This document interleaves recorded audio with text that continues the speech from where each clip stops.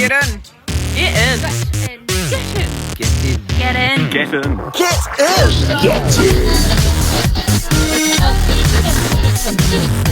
in, Naughty Potty! No mai, haere mai, and welcome to Get in Otipoti, where I'm walking down London Street and have come across these amazing flags. And hello, who have we got here? How are you? It's Sophie. Hey Sophie, how are you? I'm pretty good, yeah. And we're here at Dunedin's Globe Theatre because we've come to talk about your production, which is starting very soon, called Lords and Ladies. And we're going to take a bit of a walk through the magical garden here at the Globe, and you're going to tell us a wee bit about it. How's that sound? Fantastic, sounds good. Okay, let's begin. Yeah. So, Lords and Ladies by Terry Pratchett.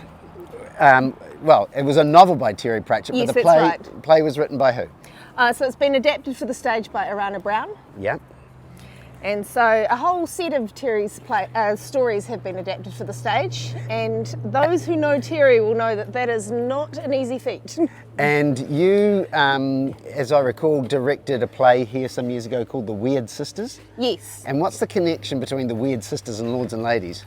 So the Wyrd Sisters, we meet lots of the characters. So King Verence, how he became king. Yeah. Magrat and Verence's, the start of their romance appears in that. Okay. That sort of thing. But the witches have been abroad. They've headed off, so there's a story in between, Witches abroad, and they've just come back to Lanka, and so this is what happens next. And Lanka is the kingdom where this story is set. That's correct. And so it's a fantasy world, right? Of course. So does it have all those usual fantasy ingredients? Well, it's got witches and wizards and a librarian, so pretty fantastical, really. Yeah, a librarian. A real librarian? A real wizarding librarian who may or may not be an orangutan. Don't say monkey. Okay. And they're all coming to Lanka, why? The wedding, the royal wedding of King Verence and soon-to-be Queen Magrat. Ah. So shall we go inside and just see what this magical world looks like? Let's have a nosy. Okay, let's go.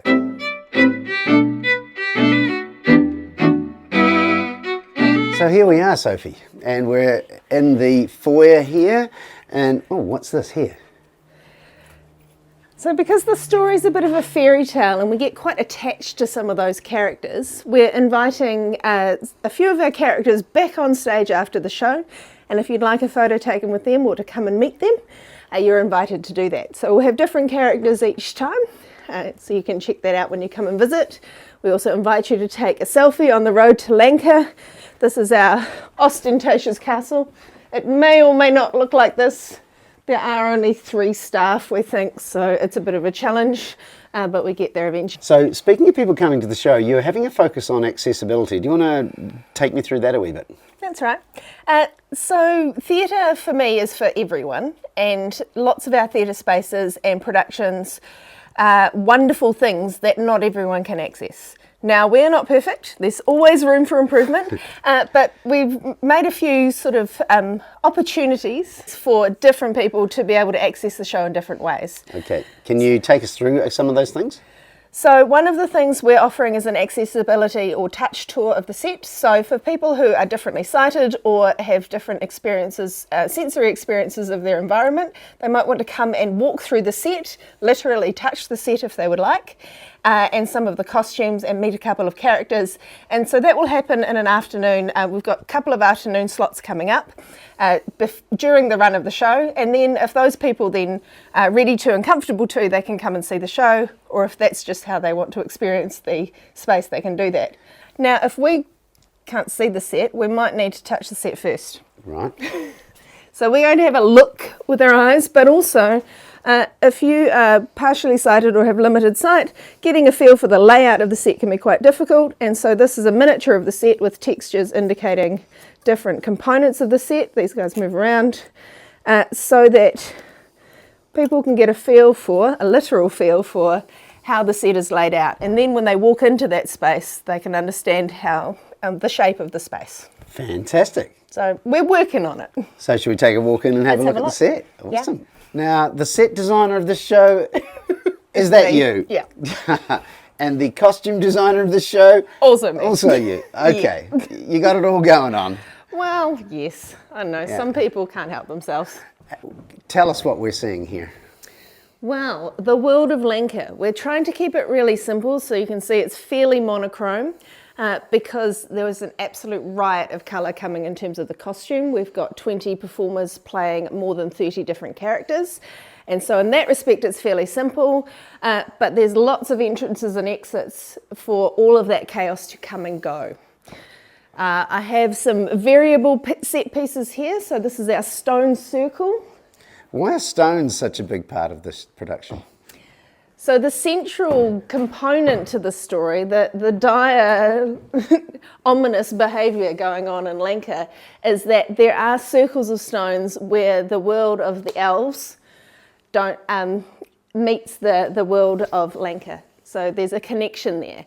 And certain behaviours of certain people has weakened the barriers between those worlds, and the elves, their influence is seeping out from the circles. Yes. So like any Terry Pratchett play, we've got a million different characters in a million different locations, so we do have to sometimes visit the castle, where soon-to-be Queen Magrat is coming to terms with the idea of becoming a queen and what that might mean for her life. And I see we have a throne. Of course, well, any Queen of the Elves has got to have a throne, right? Right.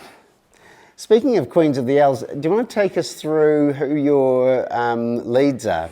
Fantastic. So I have the extraordinary Aoife playing our Queen of the Elves. Megan is our Granny Weatherwax. So the two of those really play off each other. They're very, very similar. So that's Ava Caption and Megan Stedman Ashford. Megan Stedford Ashford, or MSA to her friends. There you go. Okay. And so those two really are counterparts to each other. Similar features, but in different worlds. Right. We have, I think, the best character actor in town, Laura Wells, playing the fabulous, revolting, wonderful, delightful, magical Nanny Og. Yeah. Brenna is our soon-to-be Queen Magrat because her mother was a little dyslexic, but we can all relate, it's fine.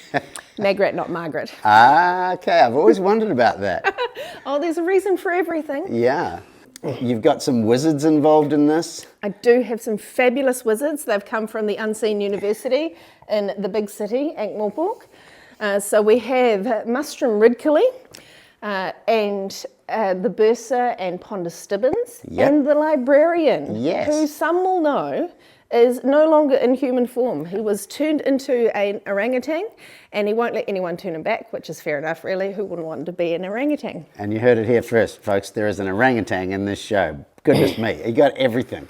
And we've also got some dancers, artisans, and all sorts of characters thrown in. Some comic artisans. What's an artisan? Some kind of well, I think. And we've done a little research as well. So in the world of Lanka, there's definitely some parallels to our English countryside up in the other hemisphere of Earth. Yeah. And those artisans are Morris dancers at times.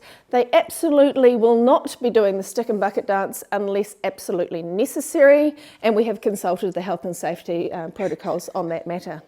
But we have also consulted the local Jack Frost Morris dancers as our experts to give us some advice and suggestions about how to execute such a Morris. Who else have you got? Who else have I got? An extraordinary range of characters. So there are elves and there are villagers and there are staff, although, as I mentioned earlier, not that many staff, maybe 3 we think probably in the castle. Okay. One of those very hard-working young men is Sean Og, who tries very hard. And in fact, we have the whole Og family. So I've mentioned Nanny Og. Yeah. So her son Sean, her other son Jason, and her grandson Pusey all make an appearance in the show. Right. And the family resemblance is quite strong in the sons. In the sons, right. Yes. And so I'm sensing we've got some double placement of the same actor. Indeed. And who have we got doing that? Sam Ogden, get an Og to play an Og, is... I've never... he said that. Okay, I'll go with that, yeah.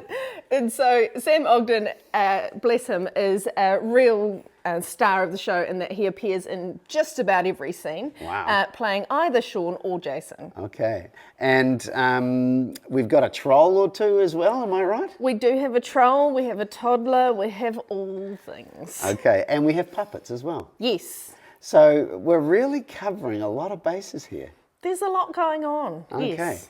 So when can people come and see this show, Sophie? So we open on the 18th, so we're just over 2 weeks out now. So And that's just scrolling along the bottom as we talk there, the 18th of September. that's correct. And so we run a couple of weekends. We're running through the school holidays. We've got 2 matinees at least. Watch this space. If they fill up, we'll put on another one. Yeah. And so all sorts of opportunities. Come in for a touch tour. If you're a bit like me, maybe not visually impaired but desperately want to touch the costumes, because I am a costume person, you're also welcome at those sorts of events. So come in for a touch tour, take a selfie, come and see the show, share with your friends, all of the things. Awesome. Sophie, it's been lovely talking to you today. We wish you all the best for the season of Lords and Ladies here at the mighty Globe Theatre in Dunedin. And you know what you got to do now? Get in. Get in, Oti Potty.